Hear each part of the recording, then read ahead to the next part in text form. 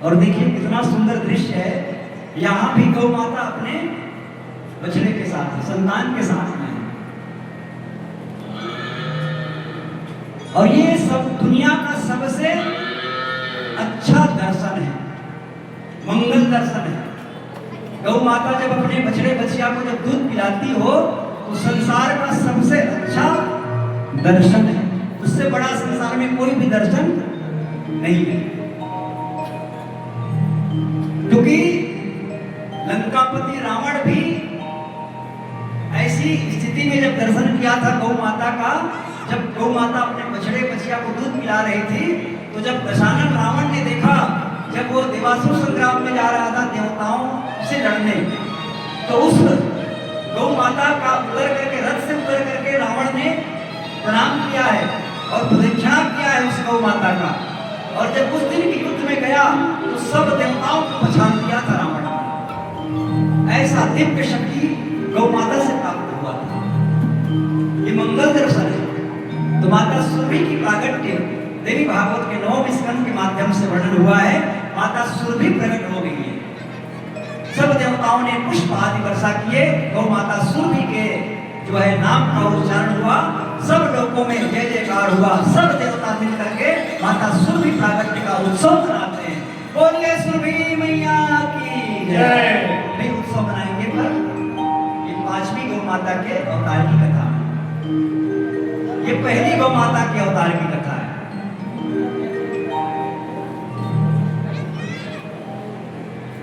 दूसरे रूप में गौ माता के अवतार कब हुई कि भगवान ब्रह्मा जी ने सृष्टि हेतु विधि तप किया। सृष्टि के निर्माण के लिए ब्रह्मा जी ने तप किया, और ऐसा तप किया ब्रह्मा जी ने कि उनके तप के प्रभाव में माता सुरभि प्राकट्य हो गई। ये दूसरी कथा है माता सुरभि के प्रकट होने का संसार में। भगवान ब्रह्मा जी ने सृष्टि निर्माण के लिए तप किया और उनके तप के प्रभाव के कारण माता सुरभि प्रकट हुई। ये तीसरी कथा है, दूसरी कथा। और तीसरी कथा है कि ब्रह्मा जी ने यज्ञ किया, हवन किया, और जब ब्रह्मा जी ने हवन किया तो उस यज्ञ देव भगवान से यज्ञ से 3 देवता प्रकट हुए। सूर्य, वायु और अग्नि, ये 3 देवता प्रकट हुए भगवान ब्रह्मा जी के यज्ञ कुंड से।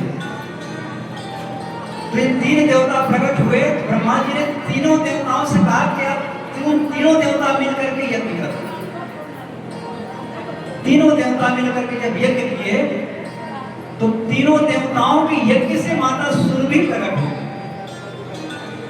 जब सुरभि माता प्रकट हुई तीनों देवताओं के यज्ञ से, तो तीनों देवताओं ने लेना चाहा माता सुरभि को। अब सुरभि माता एक है, देवता 3 है, पर भगवान सूर्य और अग्नि को प्रदान किया गया गौ माता। ये तीसरी कथा है गौ माता सुरभि की प्रागट्य की। चौथी कथा है सुरभि अवतार की। आप राम जी की अवतार की कथा सुनते हैं, केवल एक ही प्रकार से सुनते हैं। भगवान श्री कृष्ण के अवतार की कथा सुनते एक ही प्रकार से सुनते हैं। भगवान श्री वामन के अवतार की कथा सुनते एक ही प्रकार से सुनते हैं। भगवान श्री परशुराम जी के अवतार की कथा सुनते एक प्रकार से ही सुनते हैं। पर माता सुरभि गौ माता की अवतार की कथा एक नहीं, 5 प्रकार से वेदों ने, पुराणों में वर्णन किया है। ये चौथी कथा है। भगवान परमपिता ब्रह्मा जी ने छक करके अमृत पान किया, सुधा पान किया, और इतना अमृत किए ब्रह्मा जी ने कि ब्रह्मा जी को डकार आ गई। क्योंकि जब हमारा भोजन अधिक हो जाता है तो हमें भी डकार आता है ना? तो भगवान ब्रह्मा जी ने छक करके सुधा पान किया, अमृत पान किया, और जब अमृत पान किए तो ब्रह्मा जी को डकार आ गई। और भगवान परमपिता ब्रह्मा जी के डकार से ही माता सुरभि प्रकट हो गई। बोलिए सुरभि मैया की जय। ये चौथी कथा है माता सुरभि के प्रकट। अब ये पांचवी कथा है और अंतिम कथा है आज की। ये पांचवी अवतार की कथा आप सब लोग सुने होंगे। श्री विष्णु महापुराण, श्रीमद् भागवत महापुराण में भी ये कथा आती है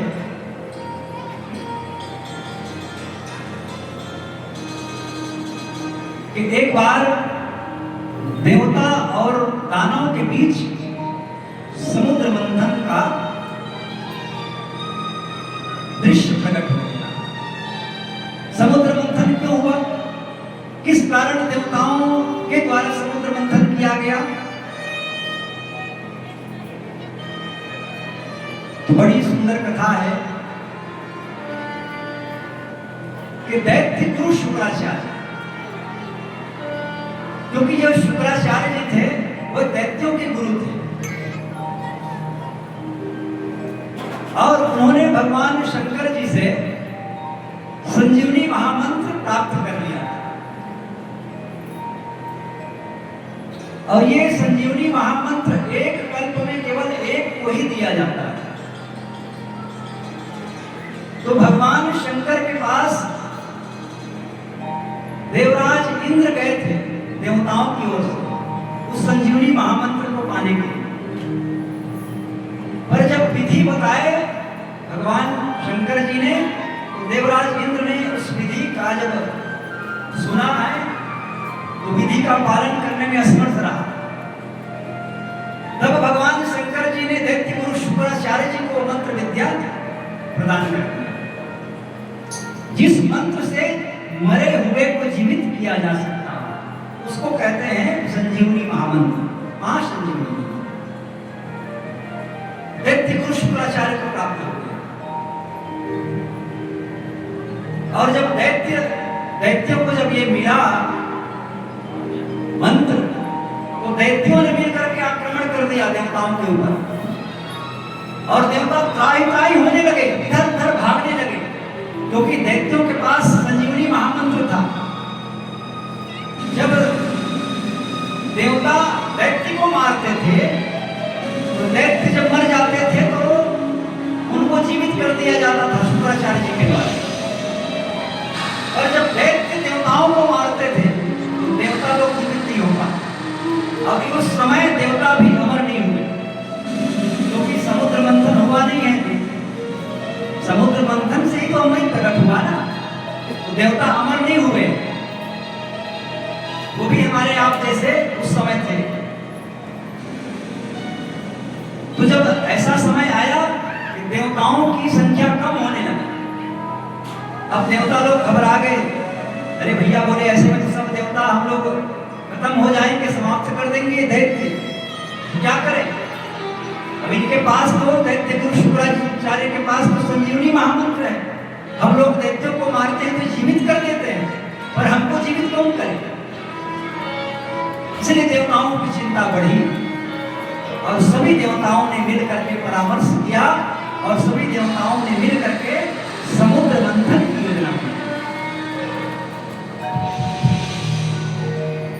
क्योंकि जब समुद्र का मंथन होगा तो उसमें रत्न निकलेगा और उसमें अमृत भी निकलेगा और अमृत हम सब देवता पान करके अमर हो जाएंगे। ये भाव से देवताओं ने समुद्र मंथन की योजना बनाई। पर देवता बहुत कम थे और समुद्र मंथन का जो कार्य था बहुत बड़ा था, क्योंकि समुद्र का मंथन होना है छोटे मोटे कोई खेल की बात नहीं है। तो देवताओं ने विचार किया इसके लिए क्या किया जाए, तो बोले इतनी बड़ी रस्सी हम कहां से लाए। तो आप सभी लोग कथा में सुने हैं, नागों के राजा जो वासुकी नाग थे वह इस कार्य में सहयोग किया। वासुकी नाग की बनी नेति बनाई है वासुकी नाग।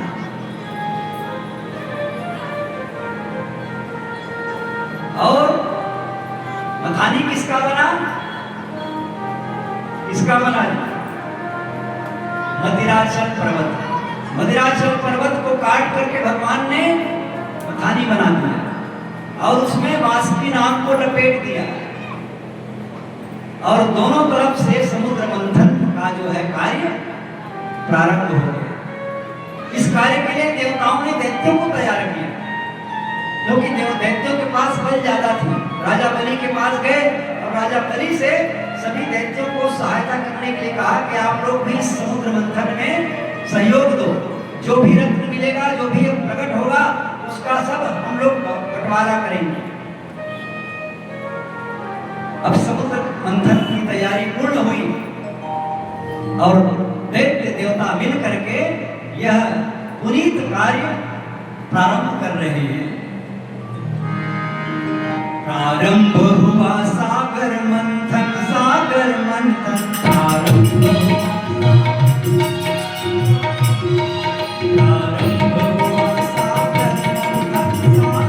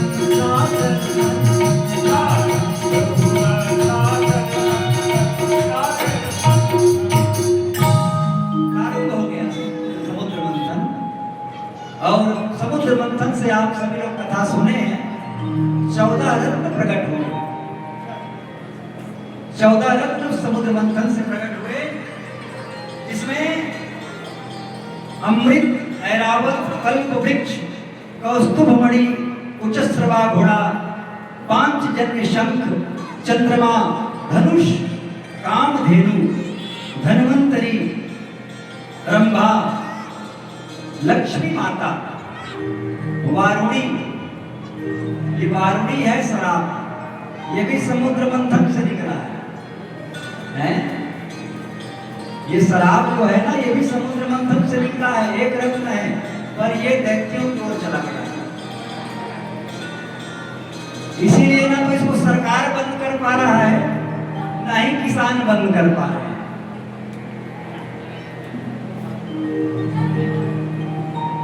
और 14 प्रकार के रत्नों में अंतिम रत्न निकले हलाहल विष। हम लोग कहते हैं ना, भगवान शंकर जी तो भांग खाते हैं, पीते हैं, तो हम भी भांग खाते हैं। भगवान शिव जी गांजा पीते हैं, तो हम भी पीते हैं। अरे भगवान शिव जी ने तो जहर को भी पिया था।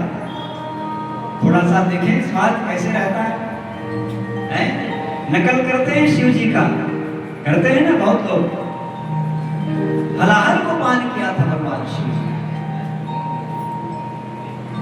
इस प्रकार जब समुद्र मंथन से 14 रत्न निकलने लगे, तो सभी रत्नों को सब उनके जो लेने वाले थे उनको दिया गया, जो उनके योग्य थे। तो समुद्र मंथन से 5 गौ माता प्रकट हुई। कितने गौ माता प्रकट हुई? 5। याद रखेंगे ना, फिर अगले साल आएंगे तो पूछेंगे, आएंगे ना अगले साल, बताइए कि नहीं बुलाओगे? 8-10 साल में तो बुलाए हैं। 2017 में कार्यक्रम हुआ था। कब हुआ था?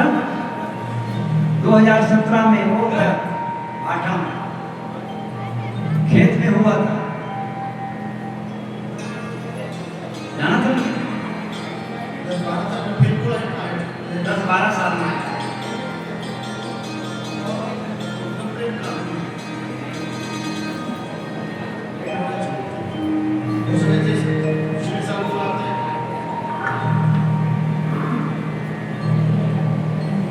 तो इस प्रकार ये 14 रत्न प्रकट हुए, तो उसमें 5 गौ माता प्रकट हुई, और ये 5 गौ माताओं का नाम अलग अलग है। बड़ा ध्यान से सुनेंगे। हमने पहले कहा ये कथा आपको बार बार सुनने को नहीं मिलेगी। ये गौ माता की कथा जो है पूरे भारतवर्ष में केवल कुछ संत ही सुनाते हैं। ये गोभक्तमाल कथा जो आप लोग सुन रहे हैं, पूरे भारत में केवल मनुक पीठाधीश्वर जो पथमेड़ा के वो ऋषि है श्री राजेंद्र दास गिरी जी महाराज, उनके मुखारविंद से यह कथा सुनने को मिलती है। और छत्तीसगढ़ में, पूरे छत्तीसगढ़ में हम लोग केवल सिर्फ ये गोभक्तमाल कथा का श्रवण कराते हैं। इसलिए ये कथा दुर्लभ कथा है, बार बार नहीं मिलेगा। 5 गौ माता प्रकट हुई, उनका नाम, पहली गौ माता प्रकट हुई, उनका नाम है नंदा। क्या नाम है? बोलिए नंदा गौ माता की जय। जय तो बुला रहे हो भैया, जोर से जय बुलाना। 5 गौ माता का नाम ले रहे हैं। बोलिए नंदा गौ माता की जय। दूसरी है सुभद्रा। बोलिए सुभद्रा गौ माता की जय। तीसरी है माता सुरभि। बोलिए सुरभि गौ माता की जय। चौथी है सुशीला। बोलिए सुशीला गौ माता की जय। 5वीं है माता बहुला। बोलिए बहुला गौ माता की जय। 5 गौ माता, नाम याद नहीं हुआ ना? फिर याद रखिए, नंदा, सुभद्रा, सुरभि, सुशीला और बहुला, ये 5 गौ माता प्रकट हुई। और ये 5 गौ माता को 5 ऋषियों को दिया गया, क्योंकि उस गौ माता के योग्य भी तो सेवक होना चाहिए ना। अब जो किसी का कदर नहीं जानते उनको दे दोगे तो क्या उनका मूल्य समझेगा? तो ये 5 गौ माता को 5 ऋषियों को दिया गया। नंदा नामक जो गौ माता प्रकट हुई थी, उनको जमदग्नि महाराज को प्रदान किया गया। ये जमदग्नि महाराज कौन है? ये जमदग्नि महाराज के घर में भगवान श्री परशुराम जी का प्रादुर्भाव हुआ। भगवान श्री परशुराम जी इन्हीं गौ माता की सेवा के कारण जमदग्नि महाराज और माता रेणुका को प्राप्त हुआ परशुराम। दूसरी गौ माता है सुभद्रा। ये सुभद्रा गौ माता को भारद्वाज महाराज को प्रदान किया। ये भारद्वाज महाराज को ये गौ माता दी गई।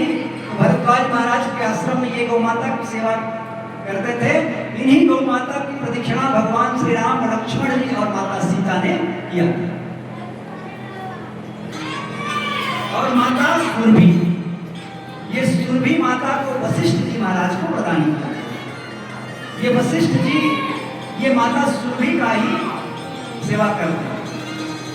और माता सुशीला, इस गौ माता को असित महाराज को प्रदान किया।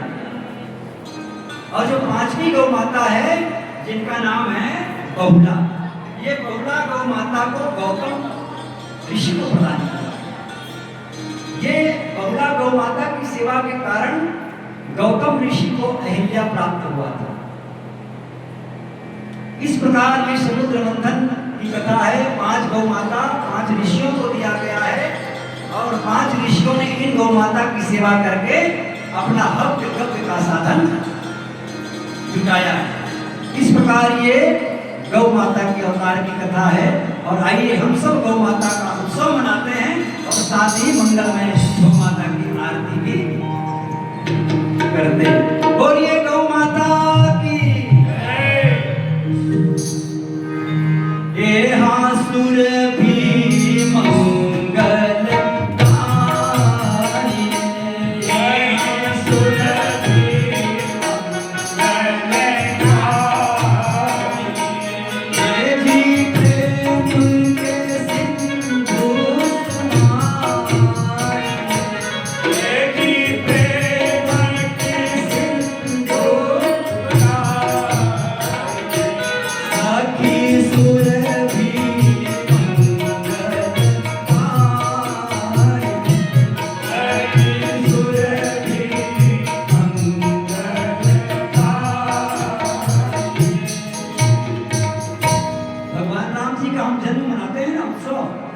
तो यहाँ 5 गौ माता प्रकट हो रही है।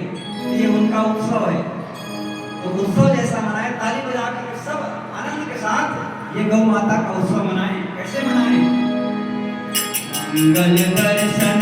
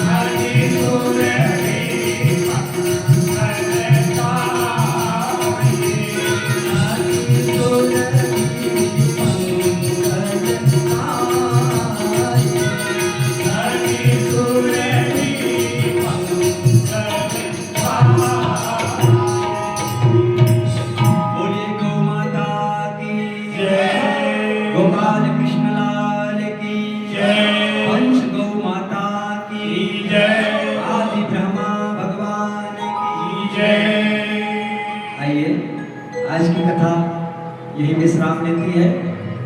गौ माता की मंगलमय आरती। चलिए आरती सजाइए।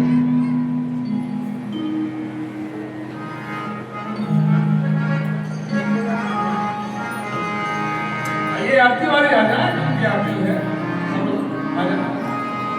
प्रगटी सुरभि सुख दैया विरज में बाजे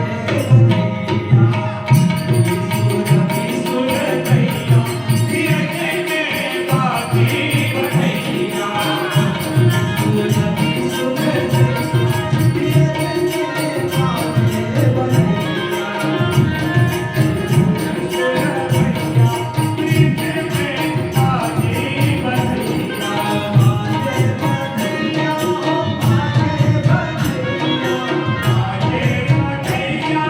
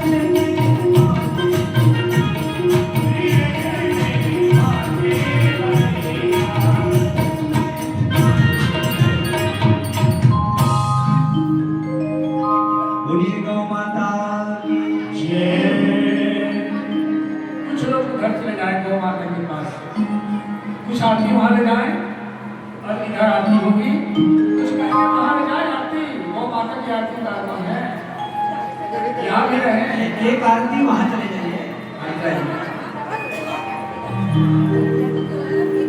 सभी लोग खड़े हो जाए, बहने खड़ी हो जाइए, भाई लोग खड़े हो जाए। जो अस्वस्थ है वो बैठे रहे, जो अस्वस्थ है वो बैठे रहे, जो स्वस्थ है वो खड़े हो जाए।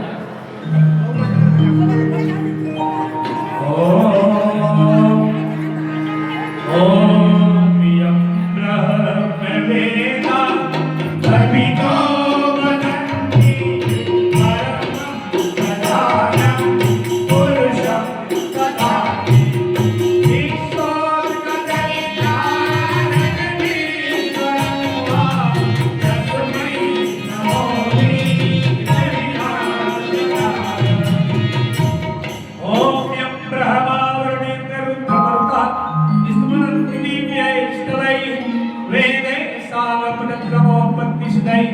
गायन्त्यं सामगाः ध्यानावस्थितजगतेन मनसा पश्यन्त्यं योगिनो यशान्तमभिदुः सुरासुरगणा देवाय तस्मै नमः। देवाय तस्मै नमः।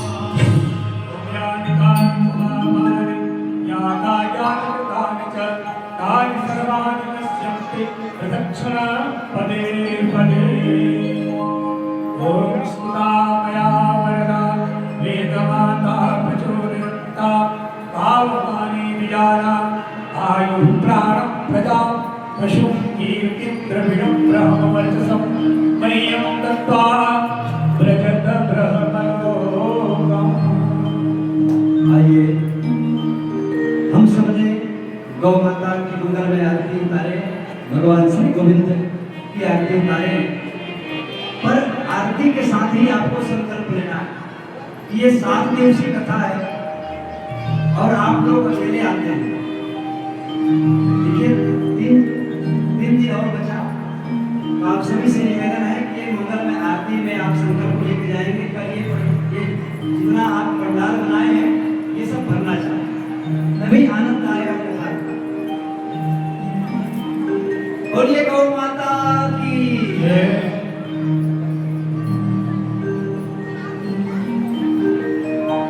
आइए विष्णु जी भी हाथ में लें।